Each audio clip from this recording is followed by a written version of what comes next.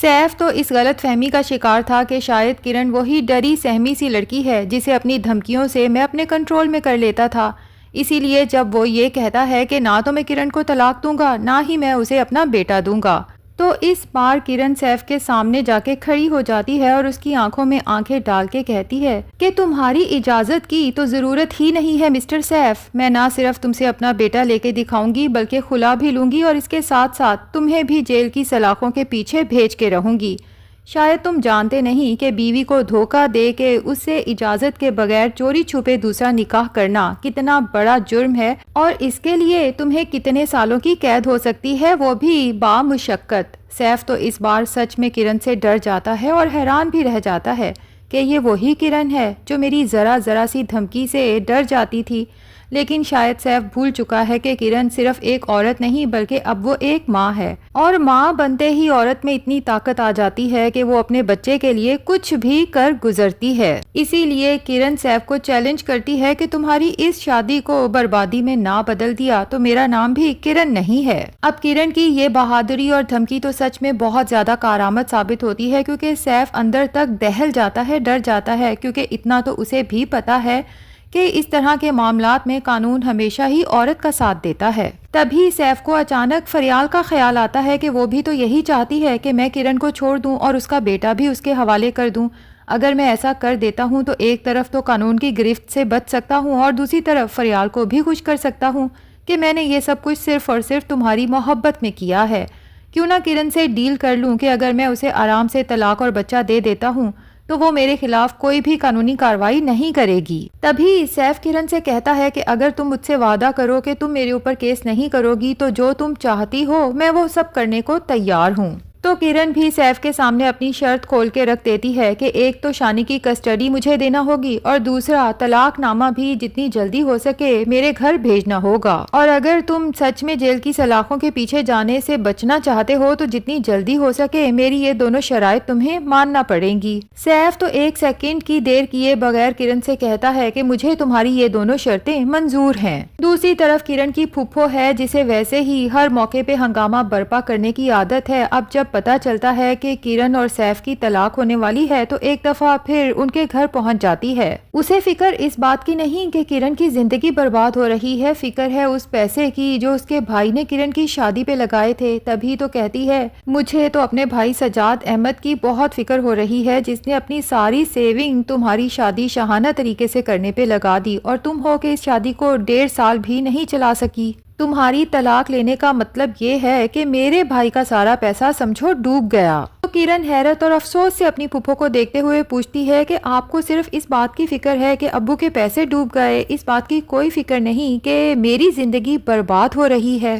تو پھپھو بھی کرن کو سمجھانے بیٹھ جاتی ہیں کہ یہ کوئی آج کی بات نہیں، اگر تمہارا شوہر دوسری شادی کر رہا ہے یا کسی اور کو پسند کرتا ہے تو ہمارے زمانے میں بھی یہ سب کچھ ہوتا تھا، لیکن ہمارے زمانے میں عورتوں میں بہت برداشت اور تحمل ہوتا تھا، تبھی تو شادیاں لمبے عرصے تک چل جاتی تھیں. دیکھو کرن، گھر بسانا عورت کا ہی کام ہے. ویسے بھی اگر تم آج سیف کی دوسری بیوی کو برداشت کر لیتی ہو تو کل کو نہ صرف سیف بلکہ اس کی ماں کے دل میں بھی تمہاری جگہ مزید بڑھ جائے گی. اور ویسے بھی سیف کی ماں نے تو اس کی بیوی کو بہو کے طور پہ قبول ہی نہیں کیا، وہ تو تم سے ہی محبت کرتی ہے. ویسے بھی تم اس خاندان کے وارث کی ماں ہو، تمہاری جگہ، تمہارا مرتبہ ہمیشہ اونچا رہے گا. تمہاری یہ چھوٹی سی قربانی تمہارے ماں باپ کی اور چھوٹی بہنوں کی زندگیاں برباد ہونے سے بچا سکتی ہیں. اور اگر تم آج ضد پہ آتی ہو، طلاق لے لیتی ہو تو یاد رکھنا کہ تمہاری چھوٹی بہنوں کے رشتے ہونا بہت مشکل ہو جائیں گے. اور یوں بھی اولاد کے بعد تو عورت کی اپنی زندگی ختم ہو جاتی ہے، پھر تو اس کی باقی کی زندگی صرف اور صرف اس کی اولاد کے لیے قربانیاں دیتے ہوئے ہی گزرتی ہے. کرن کو تو اپنی پھپھو کی باتوں پر شدید افسوس ہوتا ہے. غم سے اسے دیکھتے ہوئے پوچھتی ہے پھپھو، یہ کہاں کا انصاف ہے کہ اولاد کے بعد صرف ایک عورت کی زندگی ختم ہو جاتی ہے؟ آخر مرد کی زندگی اولاد کے بعد ختم کیوں نہیں ہوتی؟ اس سے پہلے کہ پھپھو مزید کچھ بولے، کرن کا باپ جو پاس ہی بیٹھا اپنی بیٹی کو یوں روتے تڑپتے دیکھتا ہے تو تھوڑی دیر کے لیے اس کا دل موم ہو جاتا ہے. تبھی تو اپنی بہن سے کہتا ہے کہ بس بات ختم کریں باجی، جو کرن چاہتی ہے وہی ہوگا. مجھے اپنی بیٹی کی زندگی سے بڑھ کے، اس کی خوشیوں سے بڑھ کے کچھ بھی نہیں ہے. لیکن بعد میں اس کی بہن اسے بھڑکا ہی دیتی ہے کہ سجاد احمد، مجھے تم سے یہ امید نہیں تھی. اپنی بیوی اور بیٹیوں کی باتوں میں مت آنا. ایک بیٹی اپنا گھر برباد کر کے بیٹھ گئی تو باقی دونوں بیٹیوں کی رخصتی کرنا تمہارے لیے مشکل ہو جائے گا. میں تو کہتی ہوں سیف سے بات کرو اور کرن کو زبردستی اس کے ساتھ واپس بھیجو. کچھ دن رو دھو لے گی تو خود ہی اسے صبر آ جائے گا. اور سجاد احمد پہ فائنلی اپنی بہن کی باتوں کا اثر ہو ہی جاتا ہے. اسی لیے اپنی بیوی کو سمجھاتا ہے کہ تم ہی کرن سے بات کرو.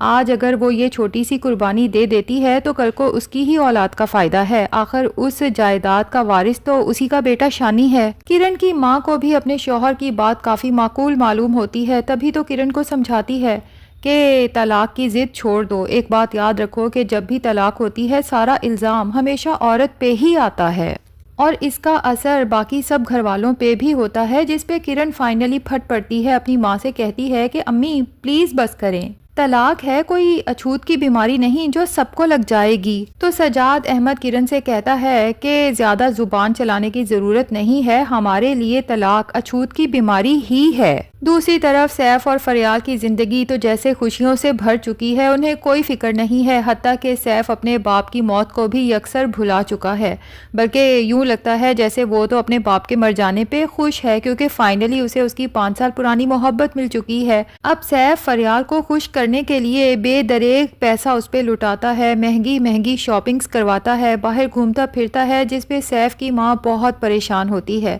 اور سیف کو تو اپنی ماں کی بھی کوئی فکر نہیں کہ وہ گھر پہ اکیلی ہے. اب ہوگا یہی ناظرین کہ فریال ایک دفعہ سیف کو اچھے سے لوٹ لے گی، کیونکہ وہ تو ویسے بھی سیف سے محبت محض اس کے پیسے کے لیے کرتی تھی.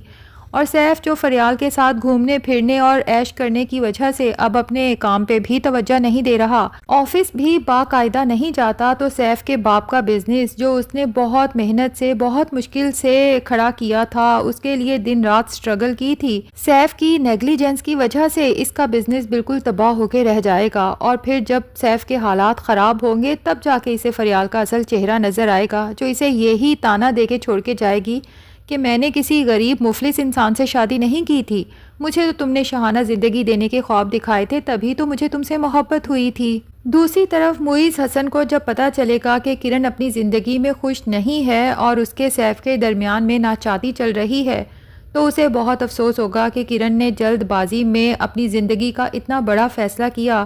اگر وہ کچھ انتظار کر لیتی تو معیز حسن نے یہی سوچا تھا کہ جیسے ہی وہ برسر روزگار ہوگا کرن کے گھر میں پرپوزل بھیجے گا. لیکن یہاں غلطی معیز حسن کی بھی ہے کہ اس نے کبھی کرن کو اپروچ کرنے کی اور اس سے بات کرنے کی کوشش ہی نہیں کی. اب کچھ ٹیزرز میں تو یہ بھی دکھایا گیا ہے کہ کرن اور سیف کا بیٹا بڑا ہو چکا ہے اور دونوں ساتھ ہیں، تو ہو سکتا ہے کہ کرن اپنے فیملی پریشر میں آ کے سیف کی اور اپنی طلاق منسوخ کروا دے. تو ناظرین کیا لگتا ہے، کیا کرن اور سیف کی طلاق ہو جائے گی یا نہیں؟ کمنٹ سیکشن میں ضرور بتائیں. ویڈیو پسند آئی ہے تو لائک اور چینل کو سبسکرائب بھی ضرور کر لیں.